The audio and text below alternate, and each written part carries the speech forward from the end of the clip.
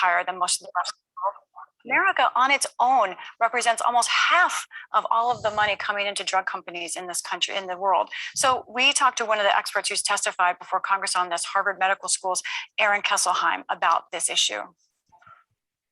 There have been, of course, reports from patients with diabetes unable to afford their insulin and having to ration their insulin, or patients who are needing to get cancer treatment, not able to afford the cancer therapy that they need.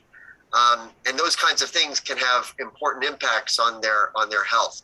That's why this is on the table. What would Democrats do in reconciliation? So far, what we've seen in the bill, a few things. First, they would like to expand Medicare to include vision and dental over a series of years. They would also have Medicare negotiate drug prices. That Medicare has such leverage in the industry, could completely change what people pay in drugs, and it would be based on what other countries pay. The issues here.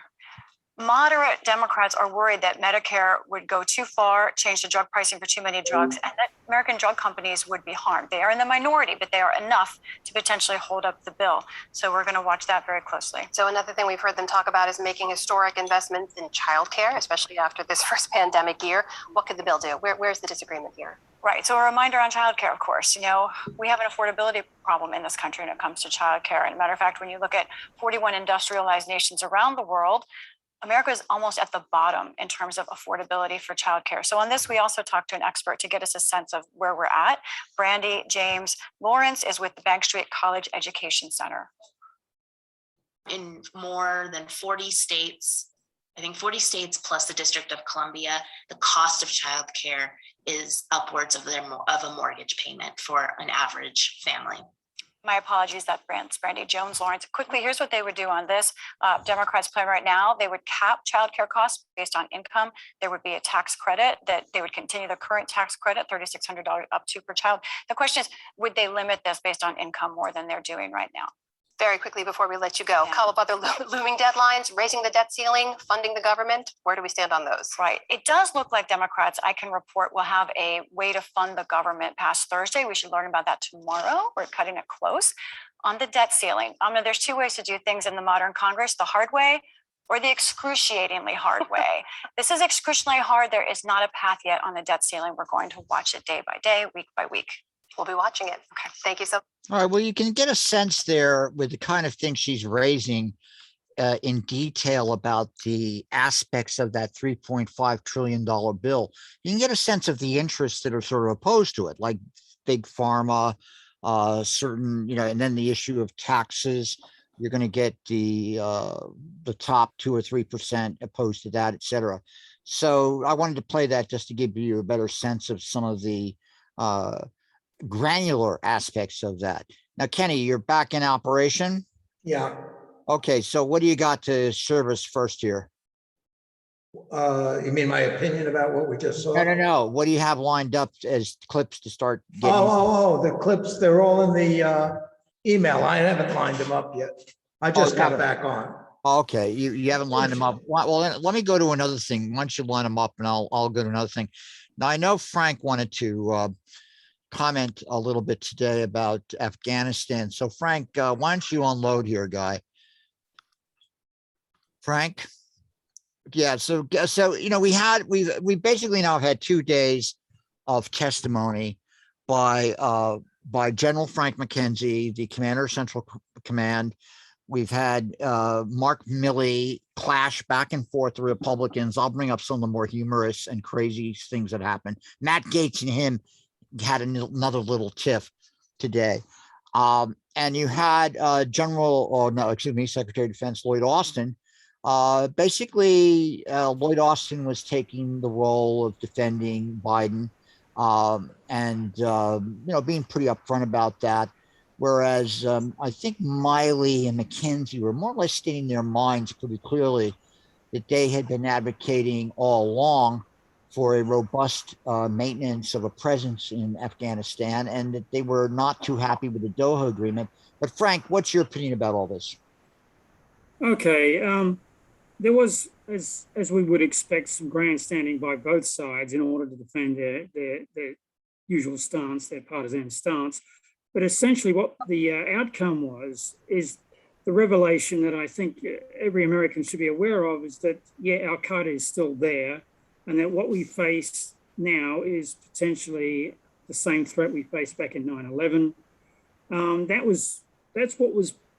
They were essentially admitting that, all three of them, under some duress, because obviously they're trying to defend the president, which you would expect them to do. But how the final, the end game came about was also disturbing. It's particularly disturbing from a military point of view, in that here you have basically two operations.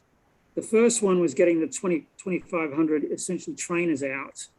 And then they had a separate operation, which was the evacuation. And these things were not connected, and nor were they coordinated with the government of Afghanistan, nor apparently with our allies, other than once the decision was made by Biden, that's it. So you have a large commitment of force to the Karzai airport, right? Which is essentially putting 5,000 men in a very small space.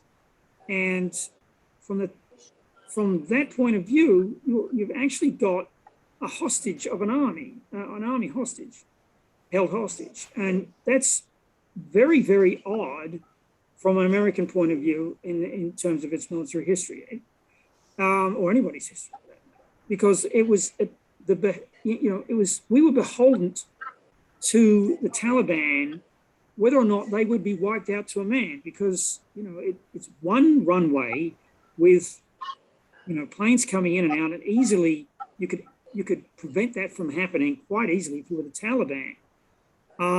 So everything was dictated by whether or not our enemy, our erstwhile enemy, agreed to let us do our evacuation routine. But this was understood. It must have been understood pretty early. Now, the constant refrain was, "Oh, we didn't know they were going to collapse in 11 days." Well, let's put ourselves as if we were an Afghan officer. Here you have the Doha Agreement. The Doha Agreement is telling you that they're going to, your key ally, your support, your air and everything is going to abandon you by May. So that's a categorical fact, right? That was the Doha Agreement.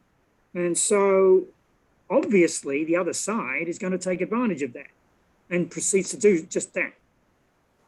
Now, if you're an Afghan officer, you may have some expectation about the new administration, which had, like all change of governments, has the right to change the status quo, right?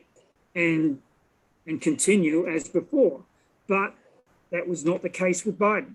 So here you have Afghan officers thinking to themselves, what am I supposed to do here? I cannot carry out the defense. And to say that, well, it's a mirror image of the United States is not quite true. They had equipment that was somewhat sophisticated, but not that bad. But nevertheless, they needed those 6,000 contractors. So here they are in a situation where, I'm supposed to do what exactly? I'm supposed to defend this place so that you can get out of Dodge, right? That's what I'm supposed to do. And your expectation of my survival is what? Maybe 6 months.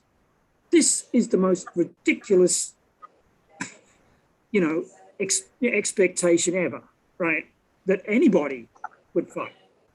Now, the argument that they were corrupt and all this, that's a legitimate argument, but any government with that kind of input of monies is going to, without a firm democracy, since they're at war, is going to be corrupt. I mean, that applies to any set of human beings anywhere.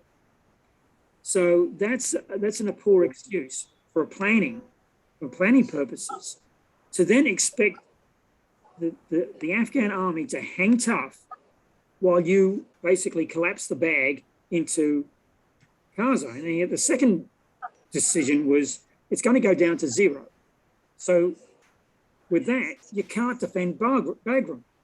if it's going to go to zero, which is, or in other words, 640 men to defend the embassy, you have no option to defend Bagram. Now, Bagram is a strategic airport. It is immensely valuable to anybody who owns it in Central Asia, and particularly valuable for us. But so you've got this second plan, and the second plan was evacuation. And funnily enough, the Afghan army collapsed. Now, all these things apparently were, amazing, were surprises. They had no heads up from their intel services that this was going to take place. This is incredible. Anyway, just put yourself in the eyes of the Afghan officers. Then, to turn it around, put yourself in the position of the Taliban. The Taliban, unless they're controlled by the Pakistanis, which was one of Waltz's questions. Now, what was the role of the Pakistanis? Well, remember in the hearing, what happened is when they brought that up, General McKenzie said, "Oh, we're going to talk about that in the classified briefing." Right, which is an extremely important briefing that we're not privy to. But, What? The question is, how much control did they have? Because, you look at these guys in all the footage, you got eyeliners. These are child soldiers. That's all they are. They're just child soldiers who have been through the madras, system. And at the end of the day, they're good at what they do. And you've got the white bands on their head, which probably says Allah Akbar in certain ways. And that means they're ready for suicide because they're looking forward to those virgins, whether they're male or female or whatever. They're looking forward to it. That's what they're being taught. And there was an army of them. Now, whether or not the 6,000 that Miley said was around the airport, I don't know, but not sure exactly how many Taliban troops there were available at any time. But 6,000 would still have been sufficient to overrun that airport because it's a tarmac. Once you breach that wall, there's nothing you can do. You can try and make it to Bagram. You can bring in the 18th Airborne Corps, but essentially we put our best, very best troops and British best, the Brits put a battalion there too, in the noose. This is incredible that we could have this kind of planning from a military point of view. It's just beyond me. But fortunately for us, the Taliban deigned not to eliminate those 5,000, despite the fact that all these years, for 20 years, they were, arch enemies. So we were lucky. But nevertheless, long term, we got a problem. We got a huge problem. We can't do over the horizon stuff, realistically. Well, I'm going to get to that. I have something to show Can on I that. ask a question? Yeah. Go on, Gail. And I certainly wouldn't disagree with anything Frank just said, but it struck me that there was, from what I heard of that hearing, there wasn't much. Public question. Go on, Gail. There wasn't much discussion of how the entire exit process was hamstrung by the Doha agreement. I mean, it was referenced, but I don't know. What I would like to ask, maybe Jim or maybe Frank knows exactly what was in the Doha agreement, because it's my understanding that according to that pact, whether we like it or not, the way Trump drew it up, the Taliban had to agree that they wouldn't attack American troops as they left. So I guess they held true to what they had agreed to. Right. Well, and also, of course, we all know that the Afghanis were not invited to Doha, so that's a huge slap in the face anyway. I mean, who wouldn't be insulted by that? And what I don't know is what, if anything, did the Doha agreement say? It must have said something about Bagram specifically. Well, no. Did it? Based on what Miley said, Okay, there were about 8 conditions, I think. I think there were 8 conditions that the Doha required of the Taliban to adhere to. Okay, they only adhered to 1, and that was clear by late 2020 that they had not adhered to the Doha agreement. But nevertheless, around about November time, Trump, in his infinite stupidity, suddenly said, I want everybody out by January. And he interceded, apparently, Miley interceded, and with others, the new defense secretary interceded and said, no, we shouldn't do that. So that didn't happen. And then, of course, you had the problem with, the other discussion was about the nuke situation, but we won't talk about that just yet. But the conditions were not met by the Taliban. Nevertheless, they did stop firing on attempting to kill Americans. So obligingly, the Americans stopped nailing them with our Air Force, which was, if you're looking at a correlation of force there, it was completely in the favor of the Taliban. So they made hay on that, taking district after district all through that last period. So yes, it would be true that the beginning of the Biden administration would be difficult for the Afghan forces to recover, but they had the morale. That I think is clear, that they had the morale had somebody said, we'll stick with you, as definitely NATO allies would have done. The NATO allies were absolutely in on it, on the idea of sticking with the Afghans. We arbitrarily, it seems, based on just a decision by Biden, said, I don't care what the situation is, and I don't care about what the military is advising me. I'm getting out of here.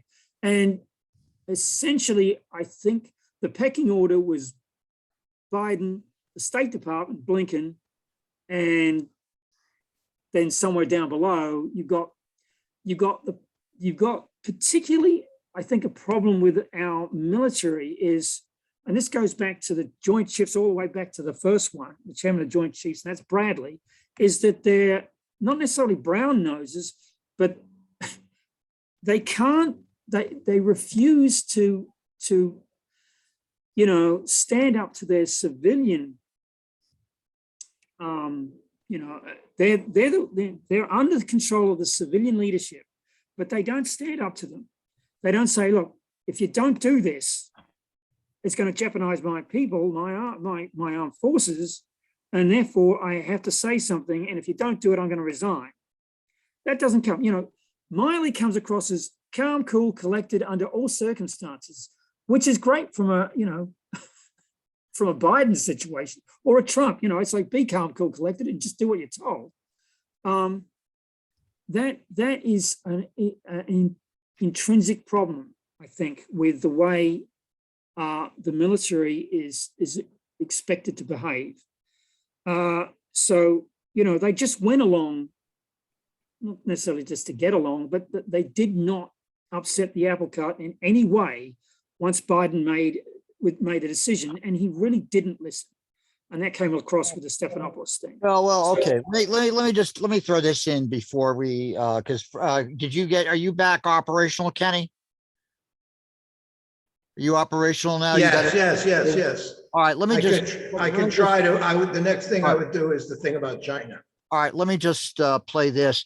The hearings are really fascinating because they alluded to January, February, March intensive reviews by Biden of the policy, which then they announced in April, because they were coming up with that deadline in May to withdraw, and they decided to extend it to the summer. So we're going to find some more, but I just wanted to play a little bit of what happened today, starting off with General Austin Secretary of Defense Austin. The U.S. president's version of events in Afghanistan. Buddy, how you doing? President Joe Biden had said he couldn't recall any military advisor recommending he keep troops in Afghanistan before he ordered the withdrawal. The top military boss appeared to contradict that. I won't share my personal recommendation to the president, but I will give you my honest opinion, and my honest opinion and view shaped my recommendation. I recommended that we maintain 2,500 troops in Afghanistan. The White House responded. I would note today in the testimony that was given by Secretary Austin, by General Milley, they made clear, Secretary Austin specifically said, if you stayed there at a forced posture of 2,500, certainly you'd be in a fight with the Taliban and you'd have to reinforce. From the senators, dueling narratives over which president is to blame for the chaos. Donald Trump, who made a deal with the Taliban to take troops out, or President Biden, who set the date for removal. Anyone who says the last few months were a failure, but everything before that was great, clearly hasn't been paying attention. Because of the date certain rather than a conditions-based withdrawal, because of a decision that was made by our president. Because of that, we left American citizens behind. So what went wrong? This hearing didn't produce any real answers, but the military admitted here something did. We helped build a state, Mr. Chairman, but we could not forge a nation. The fact that the Afghan army that we and our partners trained simply melted away, in many cases without firing a shot, took us all by surprise, and it would be dishonest to claim otherwise.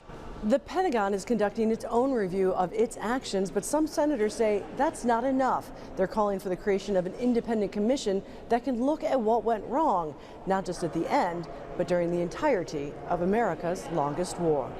Patty Culhane, Al Jazeera, Washington. Mark Kimmett served as Assistant Secretary of State for Political Military Affairs. He says it will be crucial to understand how President Biden missed the general's recommendations. The generals made the recommendations probably in a National Security Council meeting. Is anybody anybody else unmuted besides but in me? any case, his own staff had the responsibility to brief President Biden on the conduct of those meetings and those recommendations that came from his military and his Secretary of Defense. So either President Biden was not informed, for which some of his people ought to be held responsible, or he was informed but misunderstood what the commanders on the ground and the U.S. military was saying. I think we've got to. All right, so that's going to be a big issue because I'm sure we're going to see that made into a campaign issue. It's going to be hammered again. There's going to be another hearing tomorrow where they're going to have people talk about this in front of the Senate Armed Services Committee. So we're going to see more and more of this. And it was interesting today. They had someone from the January 6th commission who decided to ask General Milley to come talk about what he knew about the relationship of Trump to January 6th. So we'll see more about that. But let me turn it over to Kenny now. Kenny, you're going to talk about talk about China now. Jim, do any of us, the rest of us, get to comment on what you were just talking about? Go ahead, Mike. Go ahead, Mike. Oh, okay. I just wanted to say that one of the things I was thinking about, again, I keep on harping about the fact that I don't understand why we didn't do a defense in depth. Second of all, to me, the bulk of the blame belongs with the Trump administration because of the Doha agreement. But that doesn't absolve Biden of any blame. As far as, I was thinking about it in terms, because I always remembered what happened in 1944 in Operation Market Garden, when they had to withdraw the remnants of the British First Airborne. And of course, the idea that General Urquhart talked about afterwards was that he had tried to design it like a collapsing bag. So, I mean, it's not the same situation whatsoever. And we didn't even seem to do that. I think, though, Frank is right about our treatment of the Afghan army, because the Afghan army, I mean, we just expected them to say, once we withdrew air power, our ace in the hole, air power, basically. With that, we had a decided, that was our leverage over the Taliban, and we had a very decided advantage. Once we withdrew that from the Afghan army, and then the Afghan army, I mean, we expected them to sit there and play Wake Island, just go down with flags flying and, for the greater good of the United States and the West at their own expense. No, I think we should have expected that that they would have folded up beforehand. They would have felt betrayed.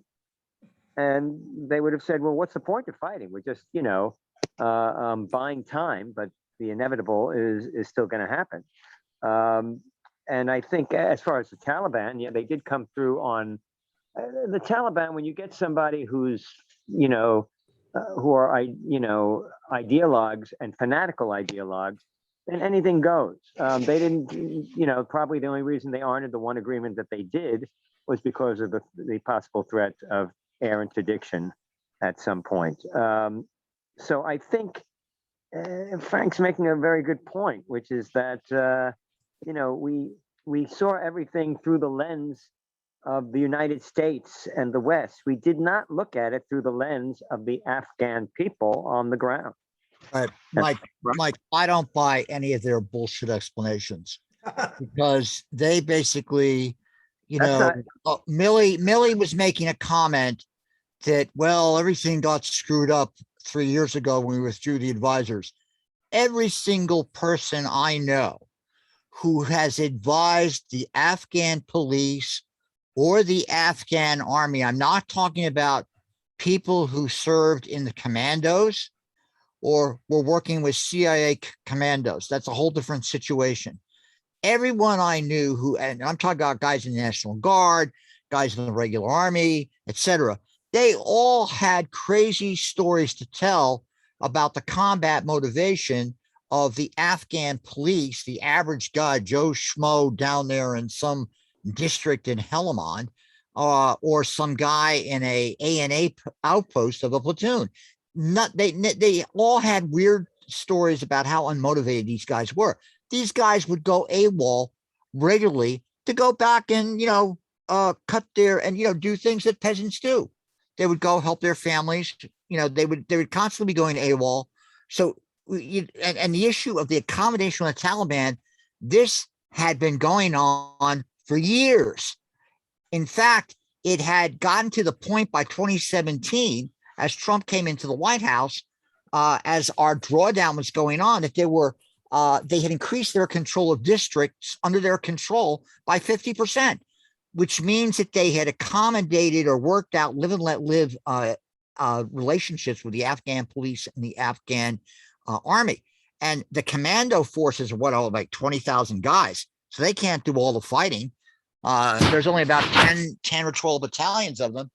And if you put in all the guys that the CIA had trained, you got another 6 or 7 battalions. And so you got maybe 20 battalions that are doing all the fighting. And the rest of these guys are in different levels of accommodation with the people that they're opposed to. So this is going on for a long time, and they do this mirror imaging stuff, and then they want to form a commission. I don't buy it because I think there's too many people who know about this. There's too many people who served in enlisted ranks or even in low officer ranks who knew what the problems were out in the field. And so this is the kind of stuff I think is going to start to come out more and more as time goes on. Okay, Jim, let me cook in while I got my pace back here. Jim, what do you think? Was this an intentional collapse? In other words, was Biden, did everybody in on it and said, get ready to take your hits in the Congress? This is what we wanted to have happen. Well, I think it's one of these, it's a structural collapse. It's like what happened when you look at the French army in 1870, the French army in 1870, 1940. The Vietnamese were very good at the time of the 1975 offensive. They made miscalculations and they suffered a Corps-sized defeat in the Central Highlands. It was a structural collapse. So you mean we lost to the Taliban? Well, yes, we did. We lost to the Taliban, and the Taliban spread out. And then the other thing is none of these guys mentioned that there was this contention about how strong the Taliban were. And the Taliban, according to probably the best scholar of the Taliban, who's a guy who worked for the British Defense Ministry, guy works at the Royal United Service Institute now. He estimated the Taliban had 250,000 troops, militia, and cadre in the field in 2017. Now, you've never seen that kind of estimate thrown out in any of these things that the Americans have thrown in. That's 250,000 guys. Now, I don't know how accurate that is, but it sure as hell, that's about 5 to 6 times greater than the estimates we had about 2 years ago. I think they figured there was about 80,000 troops that the Taliban had, mobile troops that basically won this situation over. So okay. So the Taliban beat us. So we get out. So should we take half of Afghanistan back into the U.S. here? Should we, open the gates and let them come in? All right, go on, Frank. Okay. There were some interesting statements by Milley. He was convinced some years back that because Pakistan was a safe haven, there was no way you could really defeat the Taliban because they've always got an exit stage left. As the battle heats up. So yes, there's that. Now, in terms of 250,000, that doesn't quite gel with what we know actually entered Kabul. We're talking about a few hundred initially on the 15th, and then it seems it only made it to about 6,000. This is not 250,000 troops piling all over the country like locusts. There are these elements of Taliban seem to be highly directed and coordinated, and probably on motorbikes mostly, or on whatever Humvees or whatever Ford vehicles or Toyotas they got, they can get hold of. But it's not as if this is one massive army coming from not just Pakistan, but obviously also from around Kunduz and that would coming out of Tajikistan actually. So, and possibly out of Iran. So there were big refugee camps there in Iran and massive ones in Pakistan. So you can definitely get bodies, but the level of Madras disciplined Taliban, that number is probably pretty low, and it would be comparable to the number of commandos and elite units that you've mentioned. So a couple commandos with a competent air force, and it was pretty competent,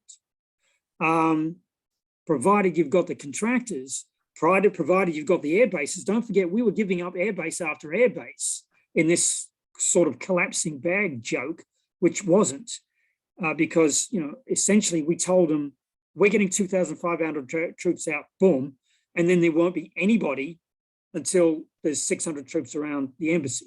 So this was not a collapsing bag. This was on day, I don't know which day, around about June, mid-June, there's nobody there. And next minute, they're all in, what's left of us are in Kabul. This is a strange form of withdrawal. But Milley, as far as the numbers go, Milley was saying that there was like 12,000 at the beginning of February, at the beginning of Doha, and then that was cut down to about 4,500, I think, at the beginning of January 2021. And then he made a statement to basically counter Warren. Warren is saying, and obviously the Democrats are saying, had we stayed, there would have been killing of Americans. Well, for that to happen took some doing, because you have to go through a existing Afghan force, because I don't think we would be in a combat situation. We were in a training situation. So Milley said it would probably go to 4,500. So it's not as if it would go, as some are suggesting, to skyrocket to ridiculous numbers like it back in, under Obama. So really, I am not on the side of getting out of what it was coined a forever war, because we're still in other places. We're still in South Korea. We're still in, Germany and in Poland and all over the place. So, it was expensive-ish, but not that expensive because strategically it's an important place and you are stopping Al-Qaeda, or you were stopping Al-Qaeda. So, Okay. Well, Frank, in fairness to them, in their testimony in the past 2 days, they did indeed counter that argument you just made, because they referred to the decision on August 25th, which was when they said, okay, we're going to withdraw by August 31st, because if we stay, we're convinced that the Taliban will resume operations against the United States forces. And the analogy of Japan and Korea or Germany, they Austin and I believe Milley, but certainly Austin basically poo-pooed. And they also, when they were asked about the Bagram thing, that was the conservative media was making a big deal about the loss of Bagram. Miley on the first day said, well, we'd have to deploy the 18th Airborne Corps. And I don't know if they're talking about sending 3 or 4 divisions of troops, but he did say, and Austin today said, well, look, I commanded Bagram Air Base when I was in the Army. I was the commander. I said, nobody here commanded Bagram. And, you would need at least 5,000 troops to secure Bagram. And then you've got to deal with the question of extending the line of communications down to Kabul, which would need more troops. So then the issue would be, when do you, and then Miley goes, well, you need 15,000 troops to do that. So, you're talking about change. Yes, he did. The first day he said that. So the question becomes, what, then what? Okay. It's a then what? And that's where, of course, Biden, whether we like it or not, was making a ruthless, hard-headed decision based on something he didn't like, this war, going back to when he fought with Karzai in 2008 when he was vice president. That's fair. Okay, Jim. Okay. Let Frank have the last word on this. Go ahead, Frank. McKenzie made the point, and so did Milley, that had they not drawn down from 2,500, they could have held Bagram. Now, obviously, on August 25th, it has seriously hit the fan. Okay, and you're in a little enclave that is it's about the same size as the Alamo practically, and you've got 5,000 troops there that are in an indefensible position. So you've got to get out on August 31st, because the Taliban are basically starting to get annoyed with you. Whether they said that they were going to do a massive attack on September 1st is, that's conjecture. I mean, but one of the interesting points was, who told the Taliban that we're going to get out on August 31st? And they couldn't answer that. Right. And we made that. In other words, I don't know who, but probably State Department said, make that, date final, and Biden went with that. But that was not clear to the Taliban. They never said, or else. By August 25th, it was starting to get really absurd. And of course, then with the August 26th, suicide vest. Abbey Gate. The Abbey Gate incident. But I think that was somewhat orchestrated by them. It's like, hurry up. We'll just get one of our guys, because apparently the element that was guarding it was a suicide element. So by the end of the day, the Taliban won. By whatever strategies, coercion, bribery, assistance, whatever, the Taliban won. Took them 20 years, the Taliban won. And they won through that period of time too, by keeping us, holding down. Yeah, we're fighting terrorism coming from various areas and, the ISIS and so forth. But the Taliban got it back, and they now control the country. And even if yes, go ahead, Frank. But even if the fact is they absolutely did win. I mean, we came out of there with our tail between our legs, but we were lucky to come out with our tail. Yeah, I was just going to say, we didn't come out with our tail. Yes. Yeah. So, the other questions were, how long does it take before Al-Qaeda is operational again? And they're saying, 6 months, a year, 3 years. Wait a minute. What, that can't sit on our head. Like, ISIS or Al-Qaeda or any other, it's US versus them. It's got to be the Arab League. It's got to be the Euro, the European Union. It's got to be other elements, Syria. There's got to be alliances. We can't be us against the world. Well, there are alliances. I mean, obviously we had alliances. We had NATO was committed to it and more than happy to stick with it. But, you know, we just said arbitrarily without consulting anybody, not just the Afghans. We didn't consult anybody. We said, okay, we've got this lovely little plan and we're out of here. And, by the way, you need to realize these dates because you need to get out of here too, by the way. I got it. Yeah, Okay. so even the Taliban were like bemused by the whole thing. But at the end of the day, though, we are in a strategic situation. The argument that we shifted to Indo-Pacific, and this was a good thing, No, that's just a short story. Yeah, that's an excuse. Right. Well, if China is the adversary, which I think is pretty obvious. Yeah. Okay, well let's move on to that. Door. Okay, let's go ahead. Let's move on to China. You understand? We got a video there that Dennis recommended. Jim, if I get knocked out, you take over. You are co-chair, so you should be able to do whatever. I'm going to give it a shot right here, and let's try this. Go here and go here and go here. Let's see. Come on, there we go.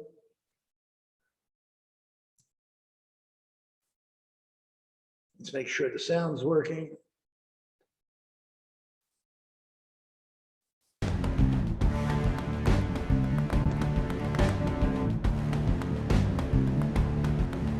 Do we hear the sound at all? Dollars in order to build its factories and invest. He thinks that somehow China's balance of payments is going to fall apart without the U.S. market, and without U.S. investors telling President Xi what to do.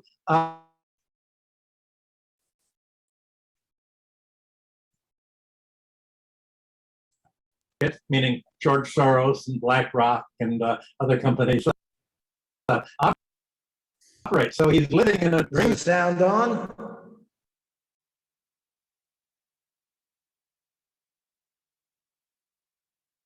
World where other people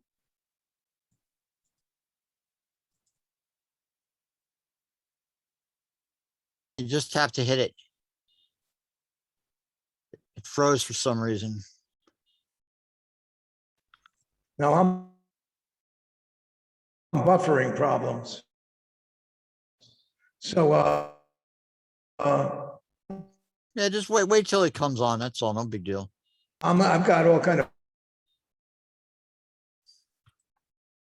buffering problems, Jim. Can you take it over and all right, let me see. So this is Michael. UNZ/MH.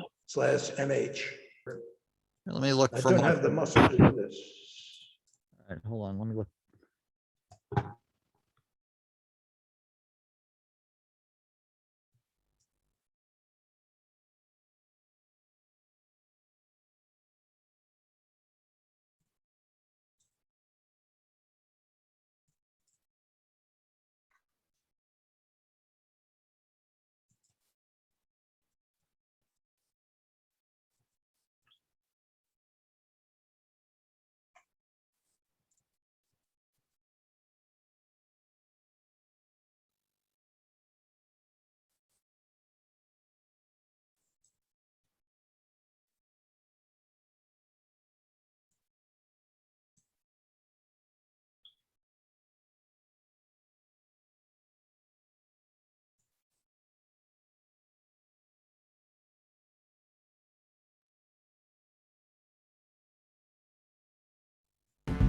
Yep, I'm locked out here.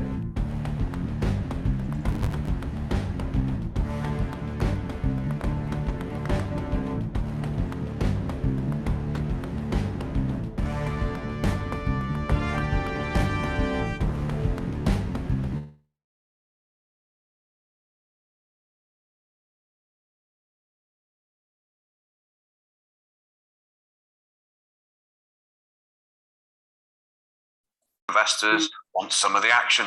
One of those investors is a bullish gentleman called George Soros. However, the Chinese are acutely aware that with Western investment comes inequality. So, as Beijing begins to rethink how to do proper economic growth, we ask, will China learn from Western mistakes?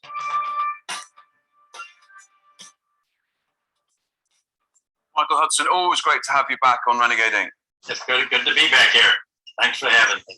Michael, we join you at a time where the world, a lot of people think that the unipolar world could have maintained its supremacy. Turns out it hasn't. Multipolar world is here to stay. You, of late, have been quite vocal about George Soros, no less. Mr. Soros has been casting aspersions about various things, but one of them is talking about the Chinese economy. And why BlackRock, amongst others, should be allowed to invest there, because ultimately it's going to undo American interests. Can you unpick that for us? Because it seems very complicated. Well, George Soros's dream is that China would do what Yeltsin did to Russia, that it would privatize the economy, that it would basically carve it up and let U.S. investors buy control of the most profitable heights. And in that way, the foreign investors would be able to sort of get all of the profits of Chinese industry, Chinese labor, and it would become the darling stock market of the world, just like Russia's stock market was the leading booming stock market of 1994 to 96, and that China essentially would be run to benefit U.S. investment bankers. And Soros is furious that China is not following the neoliberal policy that the United States is following. It's following a socialist policy, wanting to keep its economic surplus at home to benefit its own citizens, not American financial investors. And so this is a real clash for Soros. This is a clash of civilization. And he said, somehow we've got to stifle the Chinese economy. We've got to put sanctions against it.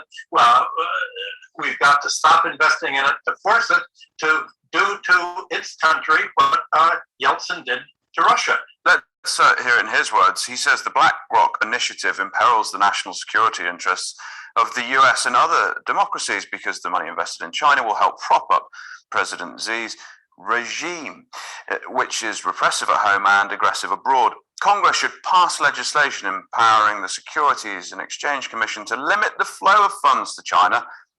The effort ought to enjoy bipartisan support. He's not mincing his words, is he? Well, he's a comedian.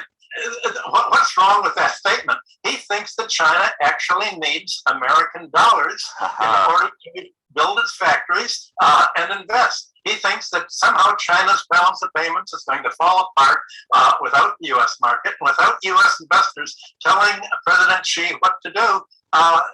The Chinese government won't have a clue as to what to invest in and how to let the free market, meaning George Soros and BlackRock and other companies operate. So he's living in a dream world where other people need us. It's like a guy who doesn't realize that the girlfriend doesn't need him anymore.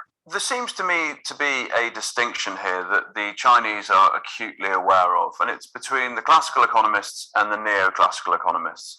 The classical economists have understood the idea of unearned wealth, unearned income. The neoclassical economists actively chase unearned wealth, unearned income, because that is central to their playbook. Can you just expand on those two ideas? And is it the case that that's why you talk about a clash of civilizations? Well, you've put your finger on it, Ross.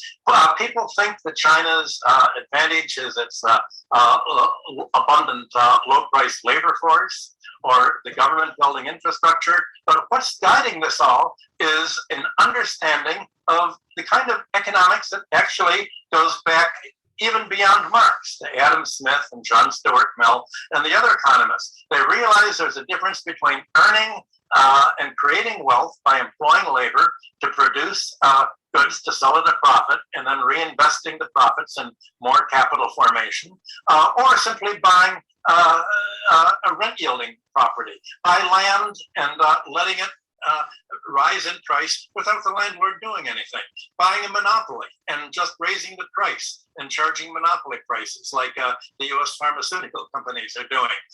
China understands the difference between earned income and unearned income, between productive investment and unproductive investment. And in the United States, if they do recognize this difference, they realize that unearned income, you can make wealth by parasitically much quicker than you can actually create wealth. It's cheaper to be a parasite than a host. And so most of the financial strategy of Wall Street thinks, how can we get something for nothing?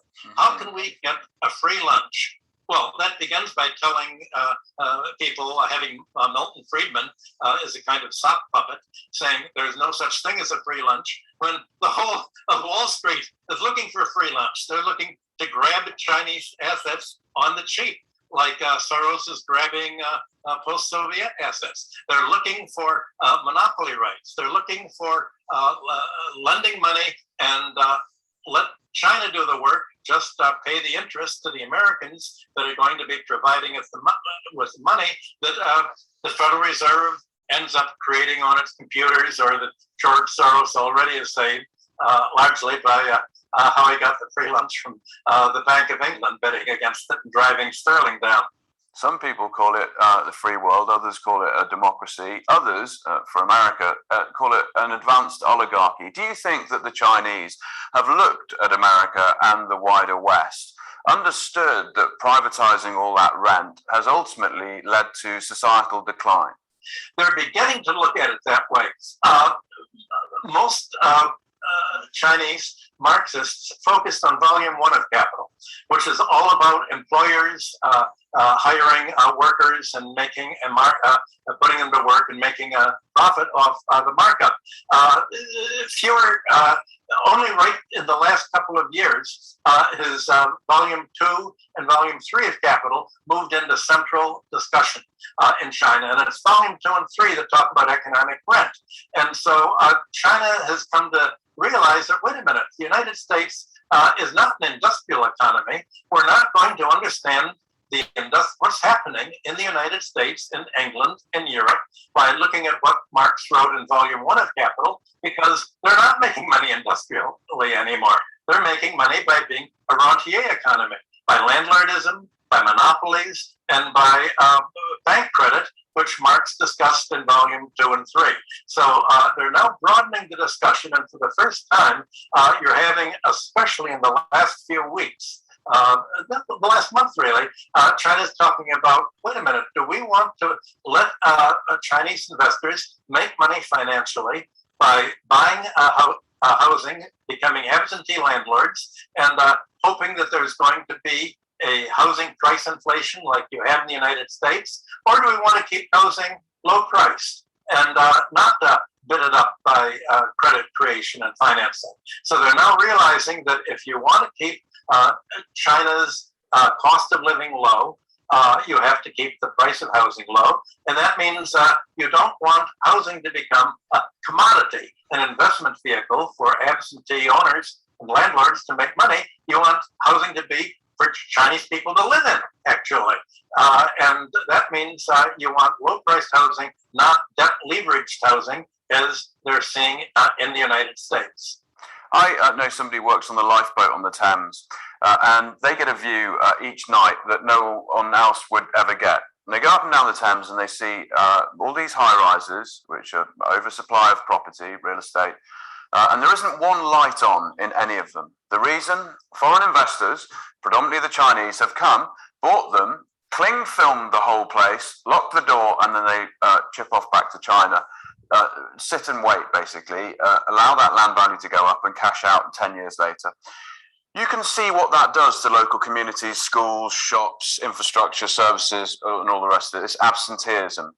Do you think that those foreign investors, the leadership in Beijing has seen this model around the world and thought, yep, fine, we can do it over there, and yeah, we need to repatriate some money because of some of the liquidity issues that we've got over here, but we're not having that as a central business model or a central economic model to our economies. Do you think that that light has gone on?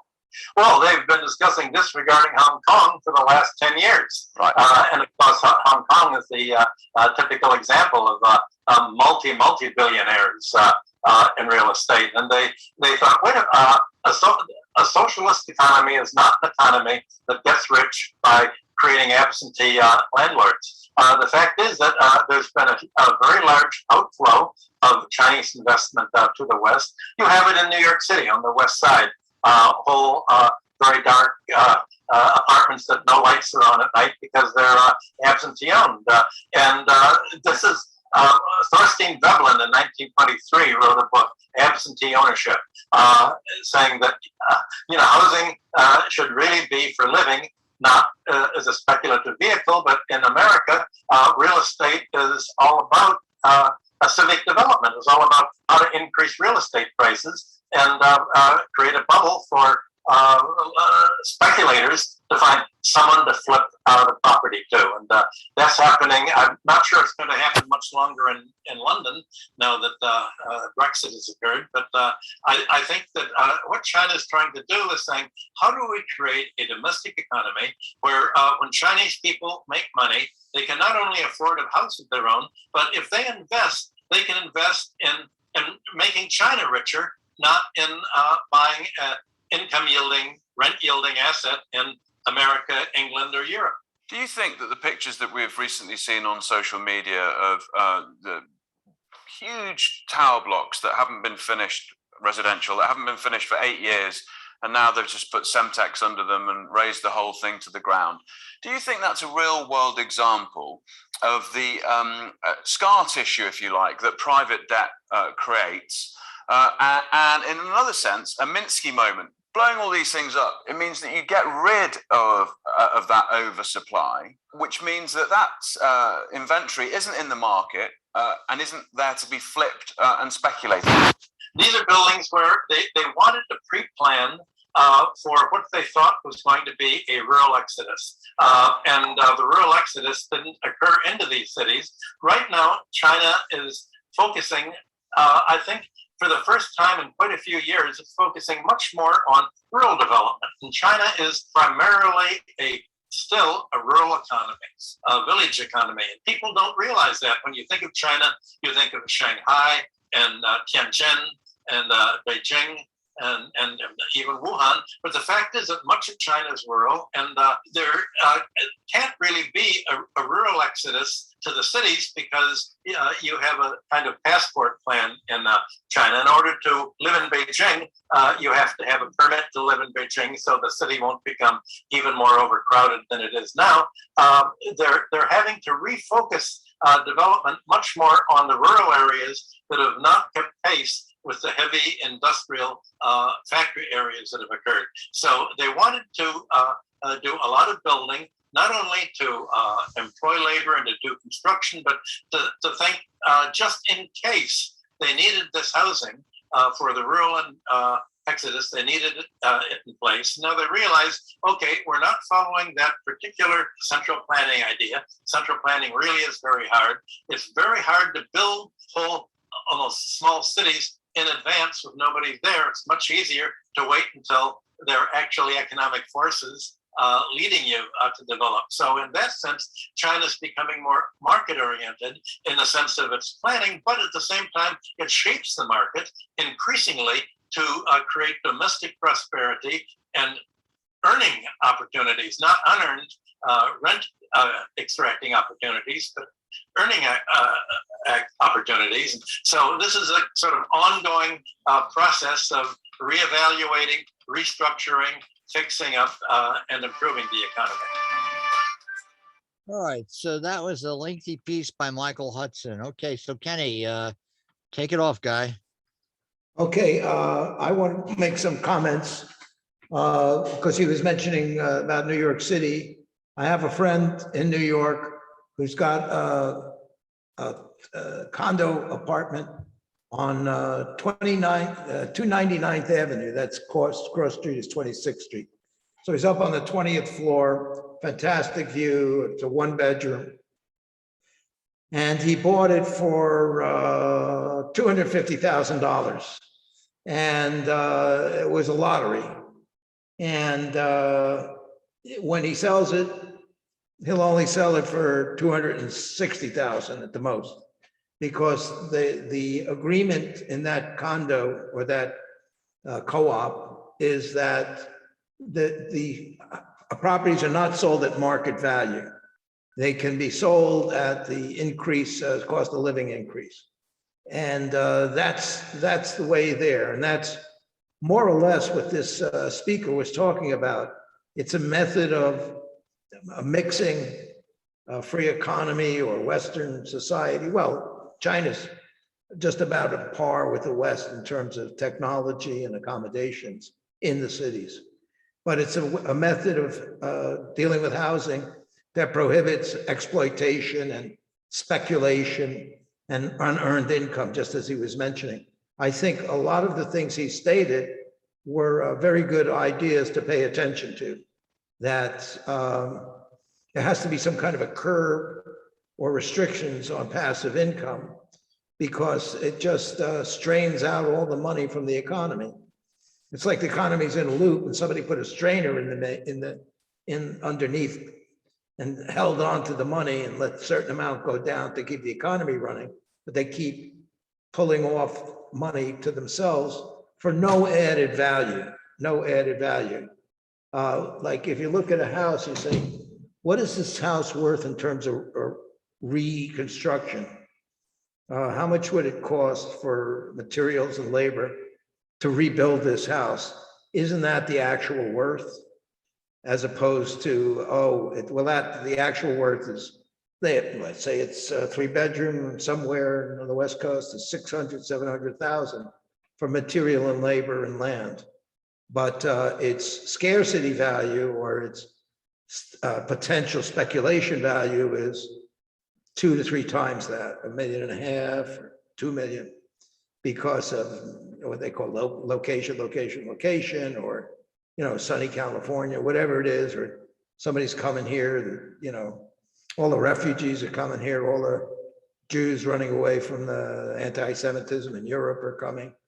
And whatever it is, there's more demand than there is supply. And that's kind of exploitation. And, you have it, or like these investors who go to New York, buy a property, close it off and wait 10 years. So, foreign investment.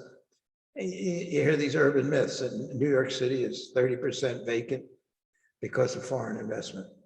So I think all of the statements he was making is correct. And I tend to look at China, not in terms of, it has its own cadre of its own adequate fulfillment of civil rights abuses. It's very harsh in certain ways, and and unjust, and so forth.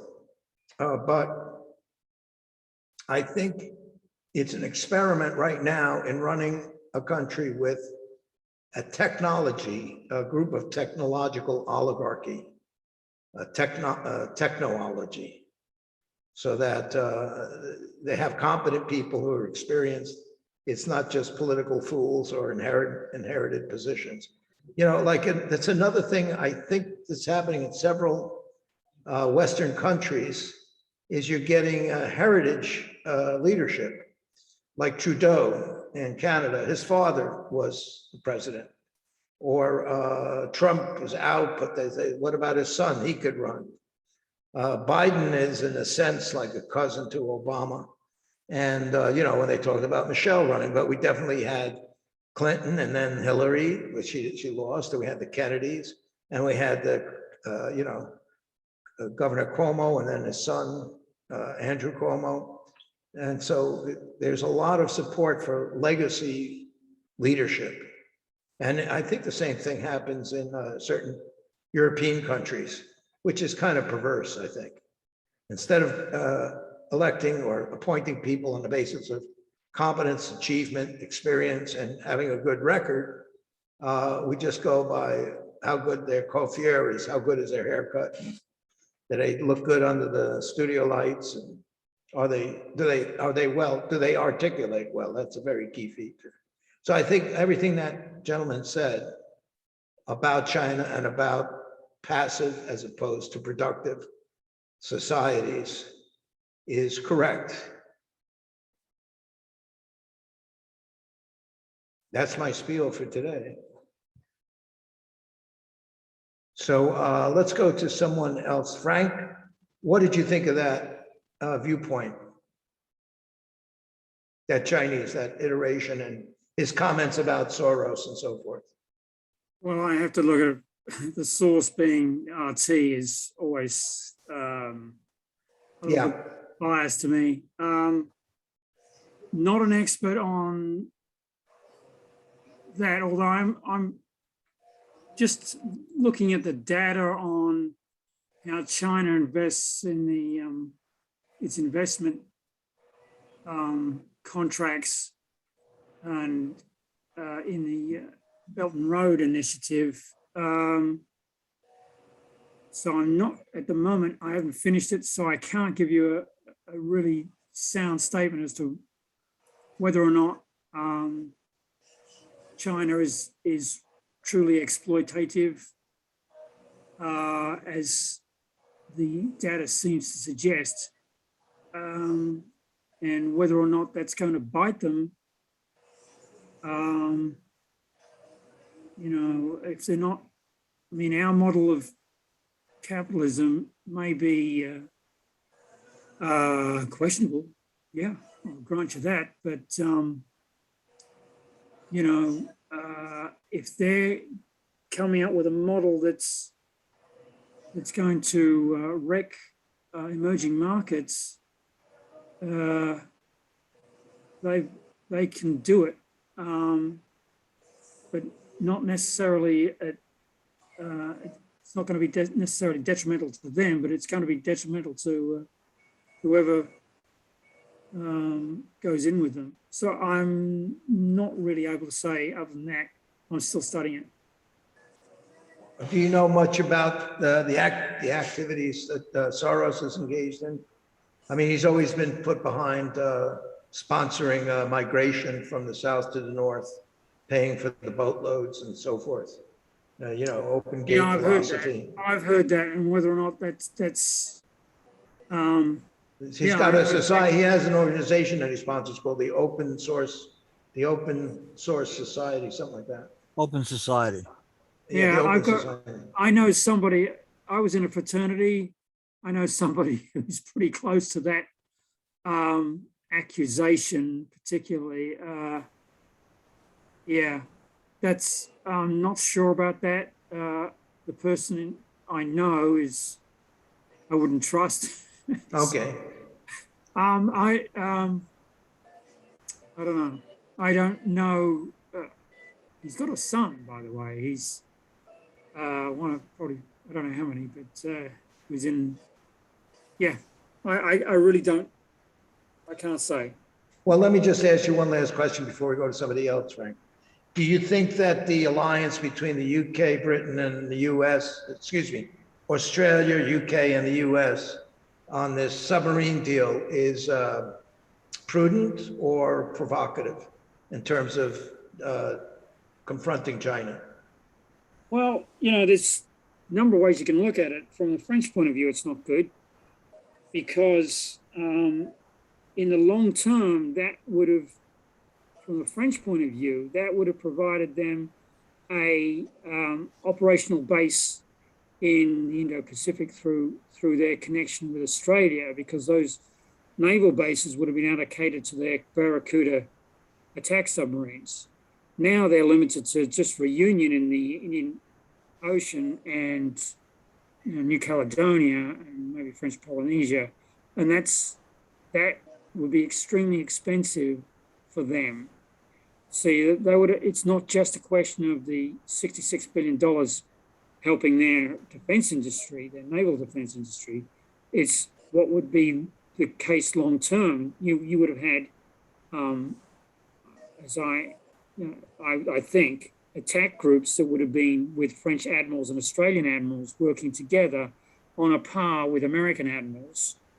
Now against the likely adversary, which is China. So China, yeah, they're provoked by this, but not provoked, but they what the amalgamation is, what combination there is out there is of concern to them. But from the French point of view, they're now going to be low in the totem pole of decision making. You're going to get the United States top with the Australians, and then a little lower than that, the Brits, and then way down the bottom, the French. So they're not happy at all, and it's going to make them it's very difficult for France to commit to India, the Indian Ocean and the Pacific now, unless they get help from maybe their Mediterranean people, cousins. The Greeks have just bought some frigates, so you might see them puttering around in the northern Indian Ocean, and maybe if they can get with the Indians, they may be a force to be reckoned with. But aside from that, as far as China's concerned about the AUKUS thing, that's not going. That's not till they may have a sub going around about 2030, 35. So they're not threatened. And I think, a lot depends on Xi Jinping's age, to tell you the truth. I think His age. Yeah, I think, how long he's competent and how long he's able to do his aggrandizement is the issue. I don't think it's, this idea that they're there for the long haul and they will outweight you. No, I think it's Xi Jinping. I think he'll move before it's too late for him as a person who can be coherent. It's before dementia comes in. Okay. Somewhat like Stalin, and that's the problem with dictators. It's like, I don't think they're ready to hand the ball to the next guy and then just say, I did my bit without actually doing anything. I think he's going to actually do something within 10 years, and it's not going to be nice at all. And their potential is growing a lot. So AUKUS is, from Britain's point of view, a coup, because they're back. They've got their aircraft carriers, but they're back in the game in terms of presenting themselves as a world player, which that's because the EU is so pathetic, and Germany, forget about it. Germany is like a Care Bear kind of foreign policy. They don't want to hurt anybody's feelings, and they're more than happy to sell cars to China. They don't want to. So from France's point of view, okay, they want to do this de Gaulle's thing. Well, Germany's not on board with that. So it's really bad from France's point of view. Okay. Yeah. All right. So that's what I think about that. As far as China goes, I think their Belt and Road, the way they, people say, well, this is just them, expanding from an export point of view. I think it's more than that. I think strategically it's providing access, military access to enforced allies. So that's what I think. Okay. Well, we'll see. I mean, I was shocked to see that the consideration that the Taliban was talking to China, considering the Islamic population that's been, incarcerated in the re-education camps. They just want to make them. I don't think they want to turn them into good Chinese citizens. That's what their propaganda is, and that's what they're trying to do. Shut up, go to work, go home, have a bowl of rice, and come back to work tomorrow. And communism is better than Islam. That's what they're trying to do, to eliminate to exploit the workers, but also to eliminate the threat of a competitive ideology. That is the story with China.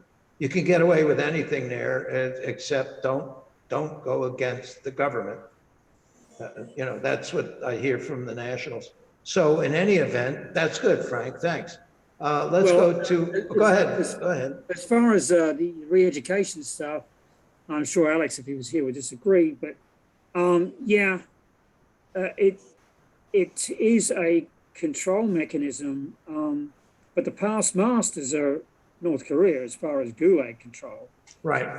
I'm sure there's the other thing about what China's doing is providing state-of-the-art technology to North Korea, because the idea that nobody seems to even bother to conjecture is the idea that North Korea can produce a hypervelocity missile in like 20 minutes, and it worked perfectly the first time, with a population of something like 17 million and no economy and no Stanford, no Oxford, no Cambridge, no nothing. They're just incredibly capable at producing missiles. Is so ludicrous. They're handed this stuff and then they're just some kind of proxy for nuclear weapons. Right. Unbelievable. It's and to even think that that's not the case, that they can actually produce this stuff on their own, when it took literally tens of billions and years for us to do it. And Iran is still trying to play catch up. Well, yeah, but it's. Yeah. Well, I think that the secret is that North Korea was able to negotiate contracts with ex-villains from James Bond movies. So they just put them all together and boom, there you go. You got your powerful weapon to destroy the world. Well, yeah. That's a kind of humor. I don't know. Yeah, well, that's what's going on there is starting to But get. you make a good point. Their product, it looks flashy on the outside, but you're right. It's just a proxy. It's just a front for some other they've got organization. they've got the technology know-how to take, unpack the stuff and fire it off. It may give the impression it's built entirely in North Korea, but it isn't. There's no way they can do that. It's inconceivable that they could do that technologically. So what they're doing is just testing other people's, they're giving the impression of being ready to go in a sort of fanatical way, so you can, exchange Pyongyang for, say, Tokyo, which from China's point of view is no great loss. You know what I mean? So they're a proxy. They've got a suicide vest, which is actually nuclear weapons. Right. Okay, that's a good way to then. You know what? Let's go to Gail. I see you're not muted. So do you want to make some comment about China and its position for or against the West, cooperative? What do you think? Slobo to China? I think you were listening to RT, and that's enough for me to say that it's propaganda, and I don't really care what they think about George Soros. I'm so sick of hearing about what a beast George Soros is. He's the big conspirator. He's behind every evil thing that happens. I mean, this is a real problem we got. I don't know. I don't have that much to say about Chinese central planning, but last I heard, central planning didn't always work out okay. I mean, good luck to them. It's great, Yeah. Put me in charge of New York State, I guess. They could do a better Try job. out central planning, see if it works. I mean, I'm not saying that. I mean, it's just so easy to listen to RT and someone speaking on it. I know a lot of people here would disagree with me and they like this guy, Michael Hudson, but it's not the only perspective, It's very slanted from my perspective. I agree because there are certain shows that are produced by RT. It's obvious what they're doing. It's slanted. It's Russian. It's very interesting, but it's I mean, maybe we should talk instead about Russian central planning. Can we do that? Let's talk about that. How's that going? Right. And you should ask Jim. Jim is the best informed. Okay, but I just want to get the other people around. Okay, well, Let's go to Mike and then we'll go to Mike, Dennis, and then Jim. Sticking on, Gail brings it in, central planning, is it a hoax? Or is it I competence? didn't say it was a hoax. I know, but I understand what you're saying. Well, it just may It not is, work out. the central, the fact that China is what's the word, it's one rule. There's no democracy, there's no voting. You get a lot done because there's no opposition. But sometimes what you do is stupid. And it doesn't get a chance to adjust. But they built this railroad from, I think it's from Shanghai to Tibet. There's a documentary about it. It required a tremendous amount of technical innovation because of the weather and, it's inclement weather there. And it was a real accomplishment for mankind to build this high-speed railroad from Shanghai up to Tibet, because it's out and up, it's high altitude, and it's really an accomplishment. Now, it might be Right. evil because maybe that, enables them for China to invade Tibet more easily with people. But the accomplishment was great. The technical accomplishment is awesome. Now, we can't build railroads here. We Well, don't even want them, according, our government doesn't seem to anyway. Yeah. Or the public, I don't know. Well, our sense of the common good could improve, that's for sure, from a Right. Washingtonian perspective anyway. Yes. Okay, so let's go to Michael, then Dennis, then Jim on China. Michael. Yeah. China. We're talking about China and maybe a little bit about Soros. And Well, RT. And RT. Do you think RT is a reliable source of information? Or is it all slightly colored propaganda? I would veer towards the latter. Mm-hmm. I'm skeptical about any government-run network, particularly when it's run by a government that is not a constitutional monarchy or a democracy and a republic.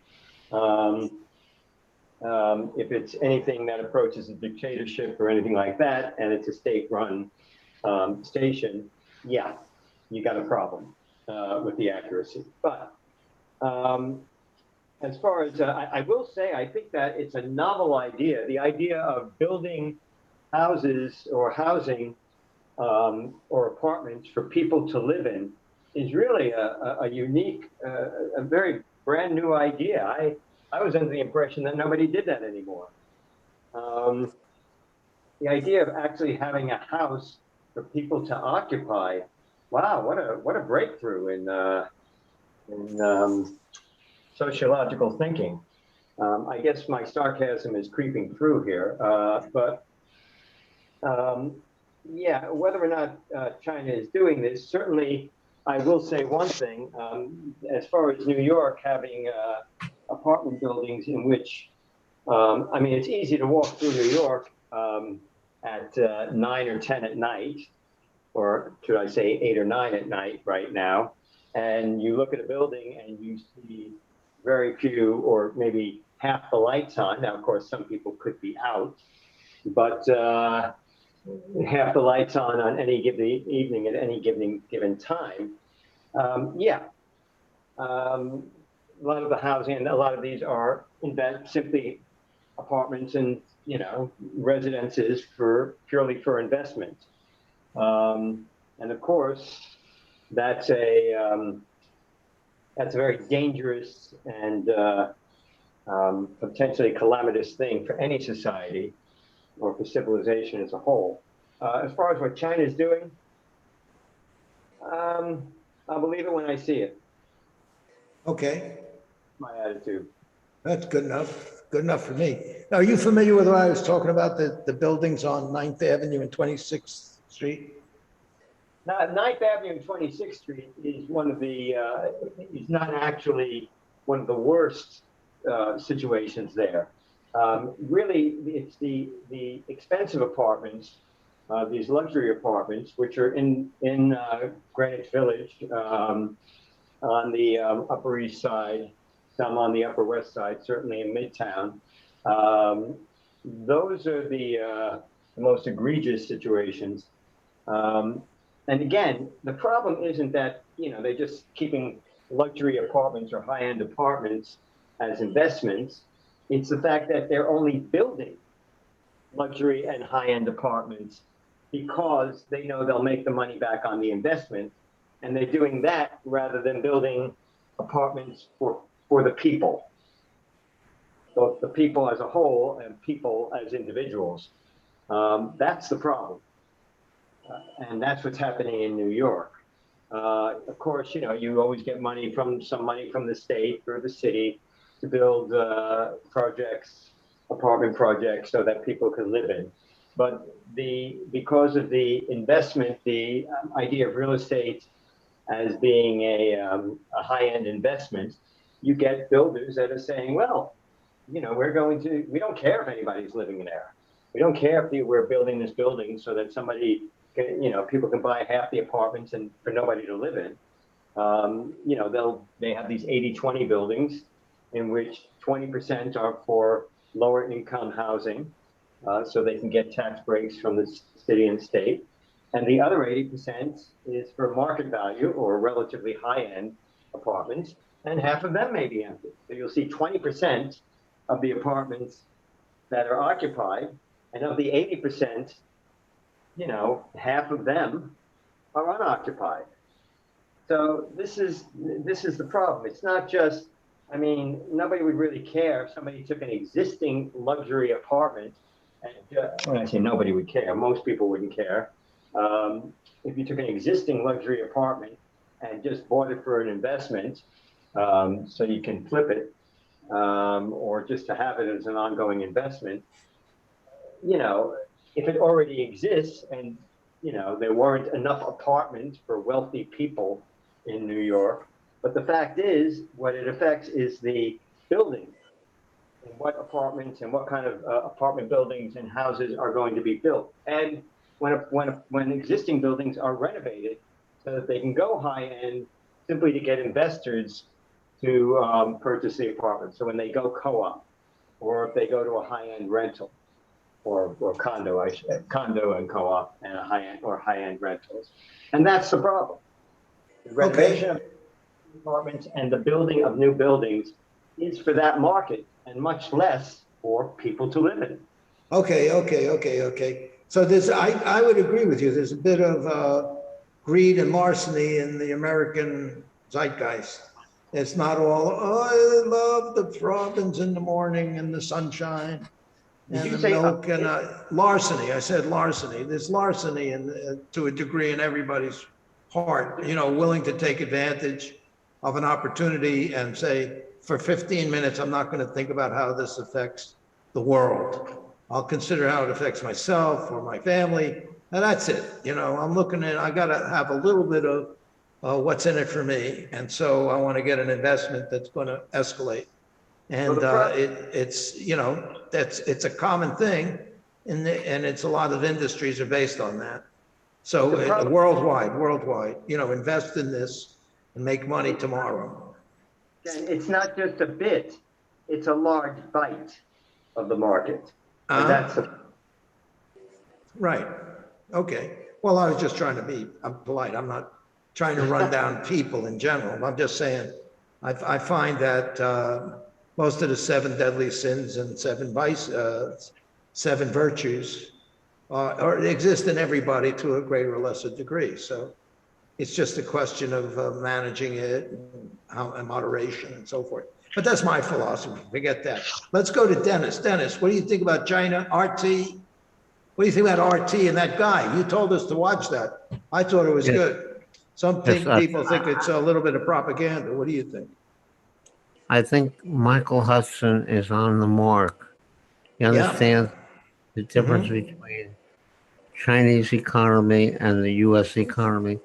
What the U.S. has done is set up a system for what they call rentiers. These are people who live off of rents.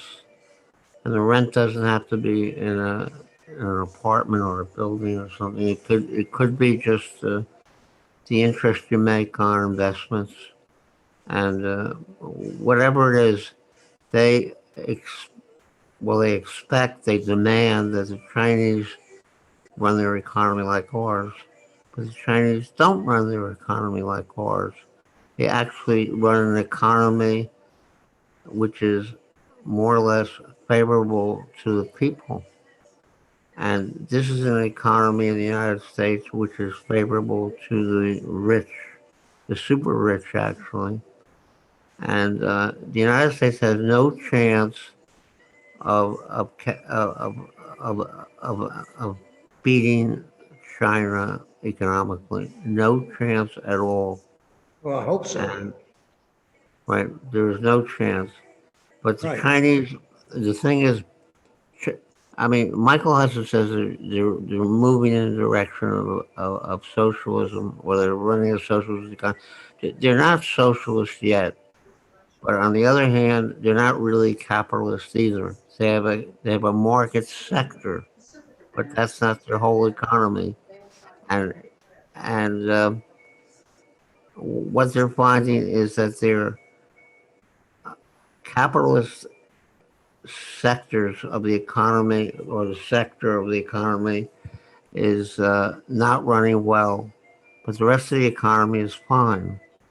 So the Chinese are more inclined to defend themselves by moving in the direction of socialism. They don't feel welcome in the capitalist world anymore.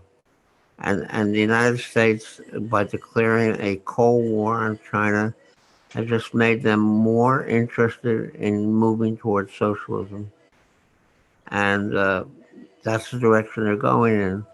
Now we have another problem, which is global warming. We're never going to beat global warming with capitalism. There is no way to do it, because capitalism wants short-term profits, and they don't care how they get them. They want short-term profits. If that's all you're going after is short-term profits, you'll probably destroy the environment to the point where it's uninhabitable for human beings. So you have to start to think of the social good. And if you don't think about the social good and the social problems that have to be solved, you're going to destroy yourself. The United States is on the path of self-destruction at this point. And the Chinese are right now defending themselves the best they can. And what's his name?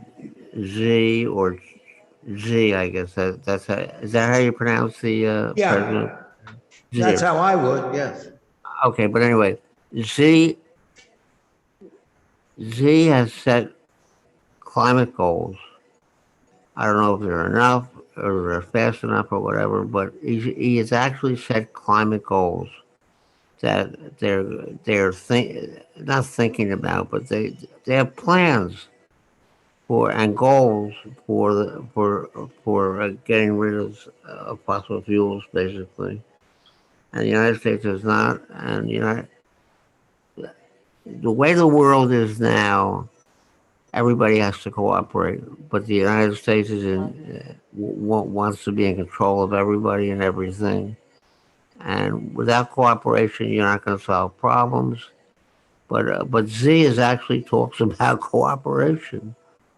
And I mean, I've said this before, but I thought at the time of Tiananmen Square, the massacre, that China had gone with Deng Xiaoping into a fascist direction, and that's what Mao actually predicted. He said, if the capitalist voters win, they will become fascists.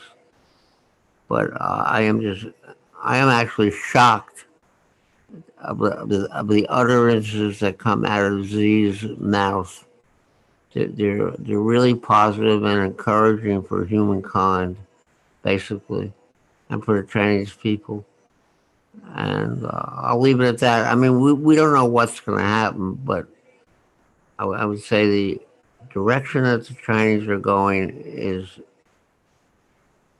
a direction that we can be encouraged by, and the direction the United States is going in, we can be very discouraged by. I'll leave it at that. Okay, good. So have a drink of scotch, but keep that cyanide pill close. Okay. Right. Right, Jim. Jim, you want to wrap it up here? I think we're coming to a close.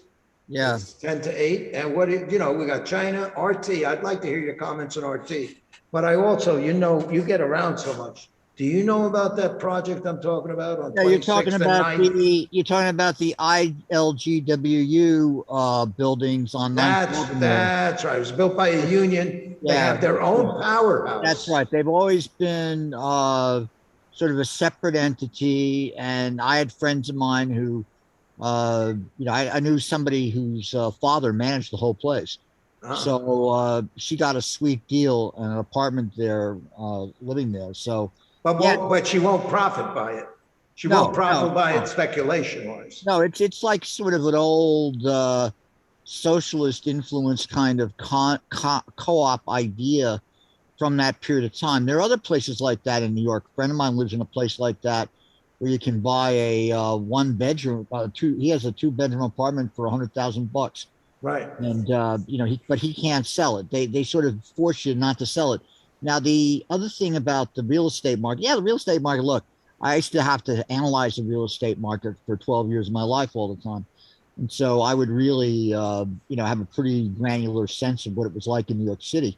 And after they knocked out rent control in 1969, the vast majority of the housing that was built was all luxury and condo. They shifted to condo as the preferred form of ownership because they wanted to avoid co-op boards. And that's been what it's been like ever since 1970.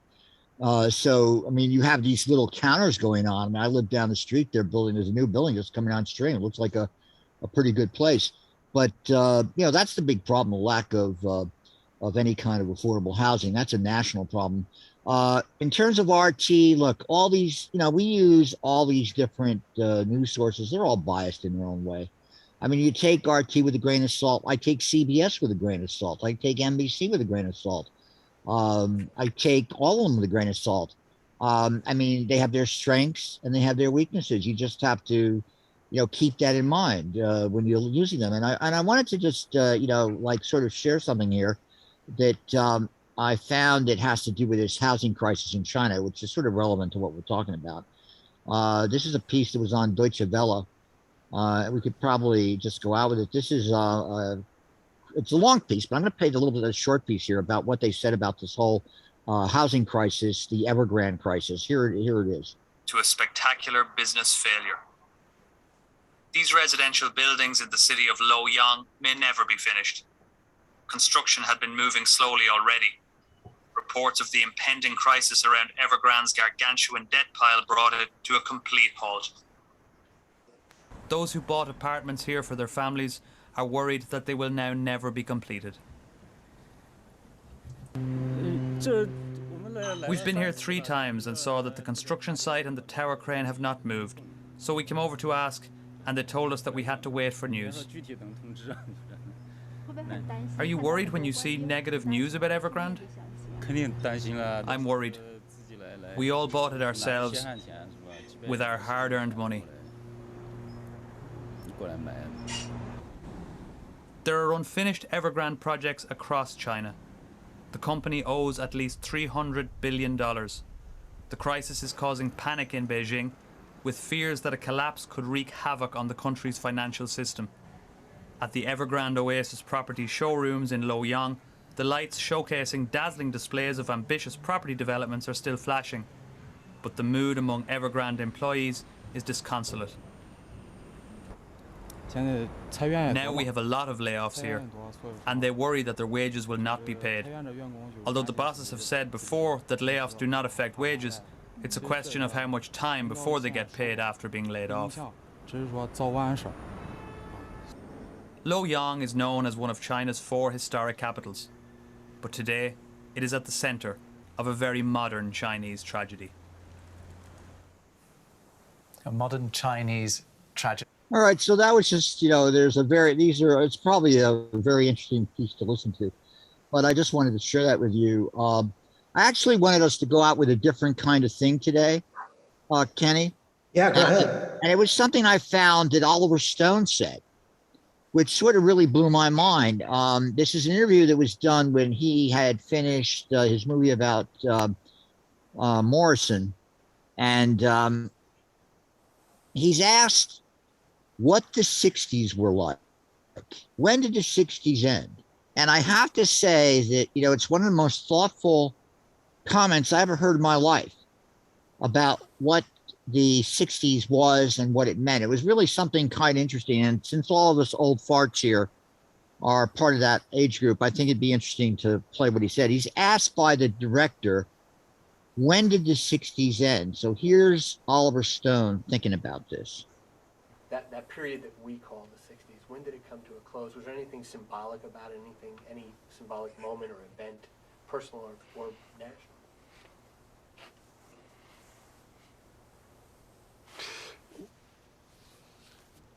You see, I don't ascribe to the media aspect of the 60s being this defined era.